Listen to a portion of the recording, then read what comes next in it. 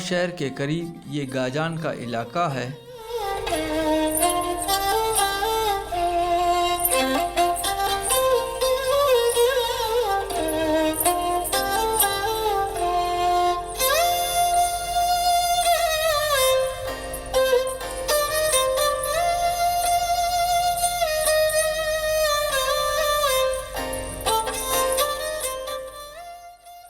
ये इस इलाके का कब्रिस्तान है। इस वक्त मैं इस कब्रिस्तान में मौजूद हूँ। ये कब्रिस्तान मशहूर व मारूफ मकाम गाजान का है। गाजान की अपनी एक तारीख़ी अहमियत है, इस बारे में हम आपको बताएंगे। तज़किरा नवीसों ने तज़किरे किए, मैं सिर्फ़ डॉक्टर शामौद मरी के हवाले दूँगा, जिनकी किताब है बलोची ज़बान व अदब, मुलाहिज़ा फ़रमाएँ। गौर जतनी अपनी तमाम तर रहनाइयों के साथ ईरानी बलूचिस्तान से तर्क मकानी करके गंदावा आ गई थी और गाजान के करीब ही आबाद थी। वो वहाँ कुछ अरसा के लिए मुकीम रही। बाद अज़ां सिब्बी मुंतकिल हो गई और मीर चाकर के तहफ़्फ़ुज़ में रहने लगी। लाशारियों ने इसे अपनी तौहीन समझा और गोया इसी पर लड़ाई शुरू कर दी। चुनांचा नेमतों के उसूल और तोसी की तग दो में सेवी की सरजमीन पर दो फ्यूडल कबायली गुरोहों के माबैन 30 साल जंग लड़ी गई। इन जंगों की एक और बड़ी वजह भी थी, वो थी बलूचिस्तान की दो हमसाया ताकतों यानी कंधार के अरगून और सिंध के सम्मा की अरीसाना मुदाखलत। सिब्बी और डाडर की ज़ख़े ज़मीन ने न सिर्फ हमारे अपने फ्यूडल हुक्मरानों की आंखें खीरा कर दी थीं, बल्कि बैरूनी आकमों की इश्तियाक को भी बढ़ावा दिया। और फिर हमारी बिरादर कुशी तो ख़ुद बैरूनी अमला आवरों को दावत देने के लिए काफ़ी थी। अरगून ने चाकर की पीठ तपकी और सम्मा हुक्मरानों ने ग्वायराम को उकसाया। चाकर ने सुल्तान हुसैन की हिमायत यूँ बयान बताई, मैं कंधार से लश्कर लाऊँगा, मौलों की तरह तुम्हारी नस्ल कुशी कराऊँगा और पंगूड़ों में मौजूद तुम्हारे बच्चों तक को माफ़ नहीं करूँगा। ये है चाकर की हालत, यही हाल ग्वायराम का है। वो सम्मा हुक्मरानों से इमदाद लेकर चाकर के ख़िलाफ़ क्या कुछ करना चाहता है, ज़रा अज़ाइम तो मुलाहिज़ा हूँ।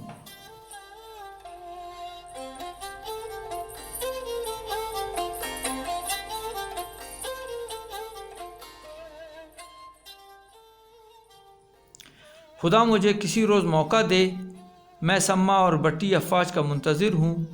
टट्टा की फ़ौजों को उन पर गिरा दूँ, ख़तरनाक आग लगा दूँ, अपने बहादुर दुश्मनों के घर जला कर राख कर दूँगा।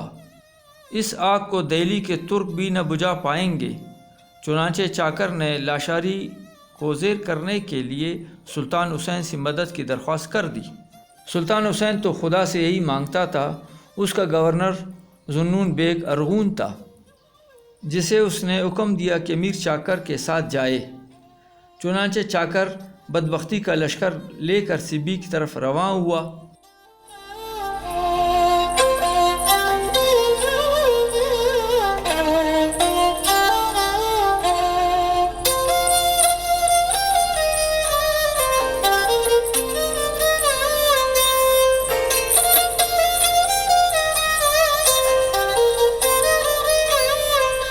बकौल शायर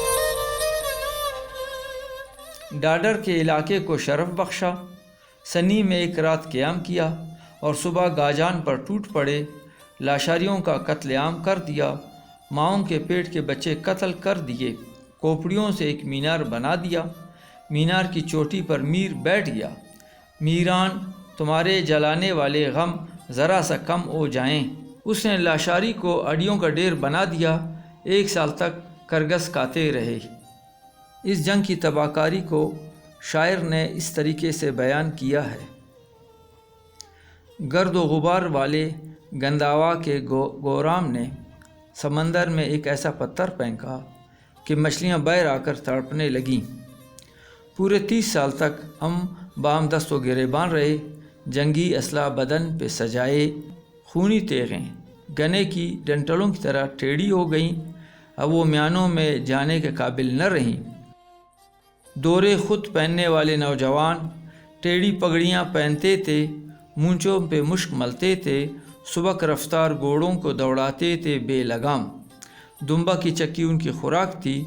इन जवानों में से एक भी तो जिंदा न बचा। सबको इंदी तलवारें चर गईं। तलवारों की जहरीली दारों ने हम उन्हें बदकिस्मत जुए में आर चुके हैं, उन्हें खो चुके तिफली के तमाशों में। इनके शोर मचाते ऊँटों के गलों का अब कोई रखवाला नहीं। बागी किले वीरान हो गए। 700 बांके नौजवानों में से जो बगैर लगाम के घोड़े दौड़ाते थे, एक भी न बचा। के सब गौहर की नौसत का शिकार हो गए।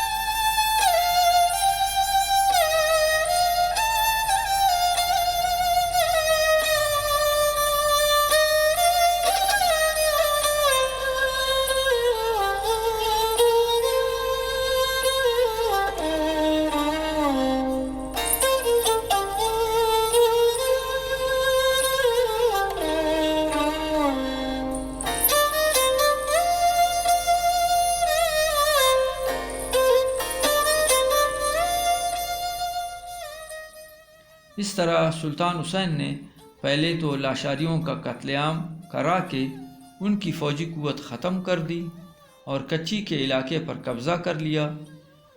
इसके फ़ौरन बाद ही उसने सेवी पर कब्ज़ा करके रिंदों के इक़्तिदार को भी ख़त्म कर डाला। सुल्तान हुसैन वाली इराक़ ने 1470 में इन इलाकों पर कब्ज़ा किया।